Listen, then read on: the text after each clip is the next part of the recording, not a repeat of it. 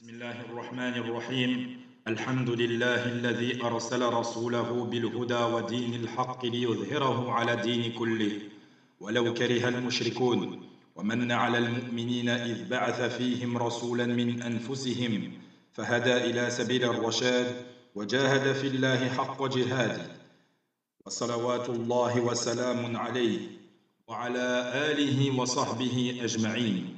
Salam Allah alaykum wa rahmatullahi wa barakatuh. Ahlan wa sahlan bikum dans cette 93e rencontre des leçons à tirer de la vie du meilleur des hommes. Nous expliquons toujours les leçons que l'on peut tirer du prophète salawatullahi wa salamun alayhi.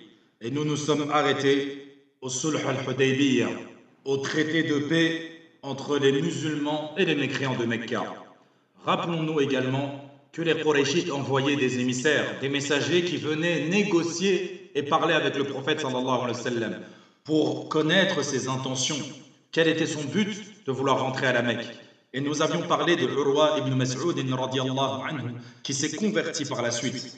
Naam, les Qurayshites envoyèrent d'autres émissaires pour s'assurer et se garantir que le prophète sallallahu alayhi wa sallam ne venait pas pour combattre. C'est là qu'un Arabi, des enfants de Kinana, du nom de Hulays ibn Alqamah, il dit aux Qurayshites, je vais aller m'enquérir de ce que veut Mohammed.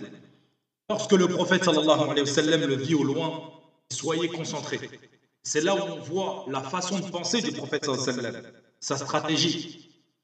Car le prophète sallallahu alayhi wa sallam mettait en place ce qui lui permettrait d'atteindre ses objectifs. Donc il faisait les causes qui lui permettraient d'atteindre son but et que Allah Azza wa Jalla lui permette de réaliser sa victoire. Il ne disait pas comme certains qui restent dans leur lit et qui ne mettent rien en place et qui disent je vais gagner, je vais devenir riche, je vais être en bonne santé, je vais me marier sans faire aucune cause. Bien au contraire, le prophète sallallahu alayhi wa sallam yukhattit en mettant en place sa confiance en Allah Azza wa Jalla. Et c'est ça le tawakkul al-haqiqi. C'est ça la confiance en Allah Azza wa Jalla. Le prophète ici, encore une fois, il nous enseigne le véritable tawakkul. Place ta confiance en Allah. Ce n'est pas parce que tu fais que tu vas avoir. Et c'est en faisant que Allah va t'accorder. Le prophète sallallahu alayhi wa sallam a mis en place ses stratégies. Et il mettait tout le temps en place des stratégies pour atteindre ses objectifs. Et avec ça, il plaçait sa confiance en Allah Azza wa Jalla. Il ne possédait aucune richesse en dehors de son Seigneur. Lorsqu'il vit Hulays au loin, il dit « Cet homme-là vient d'une tribu qui aime le boudoun ». Les savants, ils expliquent et ils disent « Al-boudoun », c'est le fait de relâcher les chamelles dans Mecca et que personne ne les touche, personne ne les égorge, personne ne les utilise, comme si tu faisais don de tes chamelles. Et c'est là que les compagnons du prophète sallallahu alayhi wa sallam ont fait la talbiya.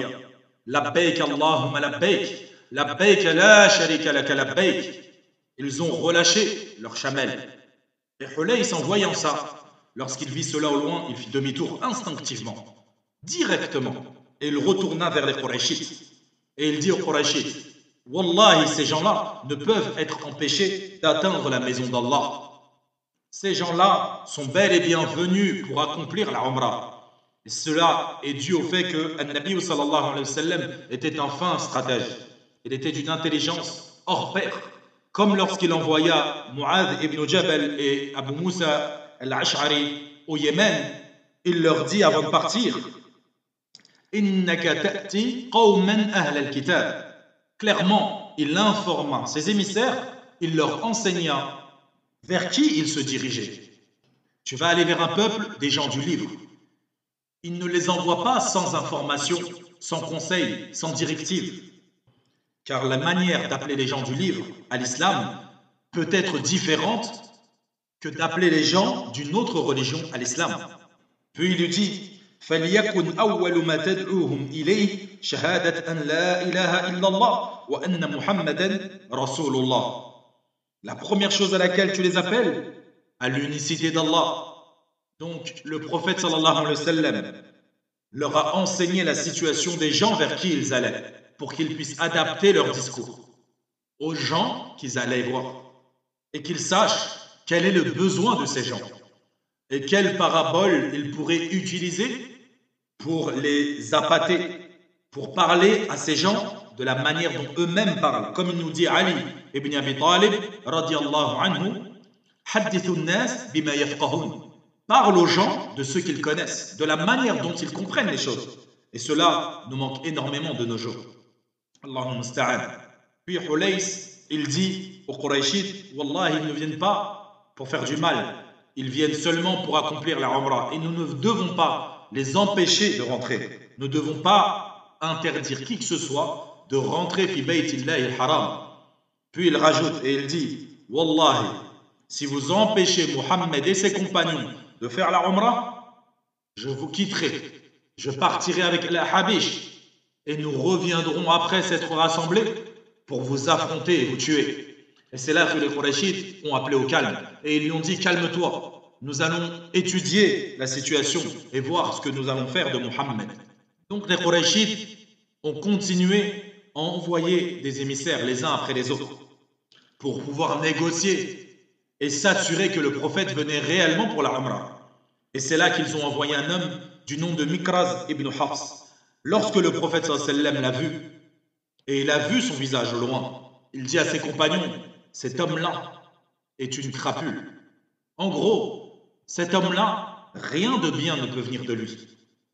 Puis lorsque la discussion s'est engagée avec Mikraz, voilà que peu de temps après, un autre homme arriva. Il fit son apparition. Et cet homme est Suhayl ibn Amr. Et c'est d'ailleurs par sa cause que j'ai décidé d'appeler ma propre fille Suhayla, par rapport à son histoire, car il a une histoire magnifique. Et le prophète sallallahu alayhi wa sallam, lorsqu'il l'a vu, il a dit une chose qui m'a plu. Il dit, Sahula amrakum. Ça y est, votre affaire va être facilitée. Car An-Nabi sallallahu alayhi wa sallam aimait l'optimisme, voire la bonne augure. Tellement il avait ce côté optimiste que parfois il changeait le nom de certains de ses compagnons qui rentraient dans l'islam. Comme lorsque Zayd al-Khayr s'est converti à l'islam, il lui dit, à partir d'aujourd'hui, tu vas t'appeler Zayd al-Khayr, Zayd le bon, et non pas Zayd le cavalier. C'était un cavalier hors pair. Mais en plus de ça, il a décidé de le surnommer Zayd le bon. Allahu Akbar. Et dans cette manière de nommer les gens, il y avait de l'optimisme. Et il détestait au contraire le pessimisme. Car le pessimisme rend malade le cœur, subhanallah. Alors que l'optimisme, même si tu es dans une situation précaire, peut être une cause pour que tu obtiennes le bien que tu n'étais incapable d'avoir sans la volonté d'Allah Azza wa Jal. Donc lorsque Suhayl, radiyallahu anhu, car il s'est converti par la suite, est arrivé, le prophète dit, voici que votre affaire va être facilitée. Et il s'est mis d'accord avec les mouchriquines pour écrire un traité entre le messager d'Allah et les Qurayshites. Le prophète sallallahu alayhi wa sallam dit à Suhayl, nous voudrions faire la Umrah. Ils lui ont répondu, il est hors de question. Nous ne voulons pas que les Arabes entendent que vous êtes rentrés à la Mecque et que vous ayez pu faire le tawaf sans notre accord. Et donc, ça veut dire que vous serez rentrés par la force. Naam, car cela pour eux serait une humiliation.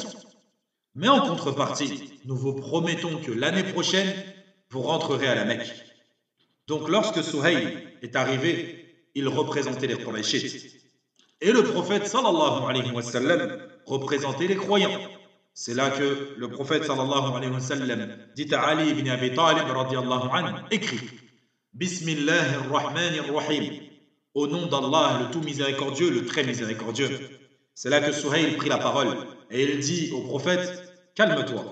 Amma ar-Rahman war-Rahim la na'lamu. Écris plutôt Uktub Bismika Allahumma, comme tu écrivais à l'époque de l'ignorance. C'est là que les compagnons se sont plaints, ils se sont mis en colère et ils lui ont dit, tel que Ali, Wallahi, on ne changera pas, on n'effacera pas cela. Étant donné qu'il avait juré, il ne pouvait pas trahir sa promesse. Le prophète sallallahu alayhi wa sallam dit à Ali, montre-moi où est écrit Bismillahirrahmanirrahim, car le prophète sallallahu alayhi wa sallam était illettré, il ne savait pas lire et il ne savait pas écrire.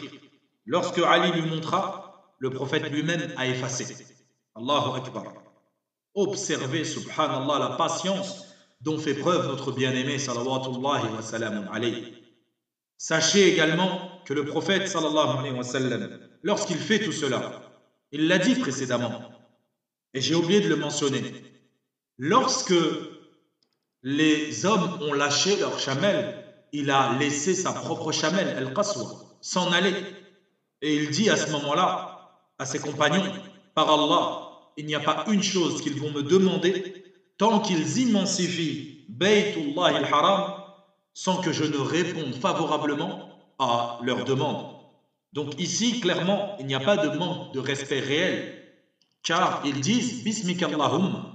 Et donc la législation, les limites sacrées sont préservées. Et c'est cela le plus important. Comme nous dit Allah tabaraka wa ta'ala dans son livre, ذَلِكَ وَمَنْ يُعَظِّمْ شَعَائِرَ اللَّهِ فَإِنَّهَا مِنْ تَقْوَى الْقُلُوبِ. Et quiconque exalte les injonctions sacrées d'Allah, alors cela fait partie de la piété des cœurs. Allahu Akbar. Et Allah tabaraka wa ta'ala nous dit également, ذَلِكَ وَمَنْ يُعَظِّمْ حُرُمَاتِ اللَّهِ فَهُوَ خَيْرٌ لَهُ عِنْدَ رَبِّهِ. Voilà ce qui doit être observé, et quiconque prend en haute considération les limites sacrées d'Allah, alors cela lui sera meilleur auprès de son Seigneur. Et c'est cela l'immensification de notre religion.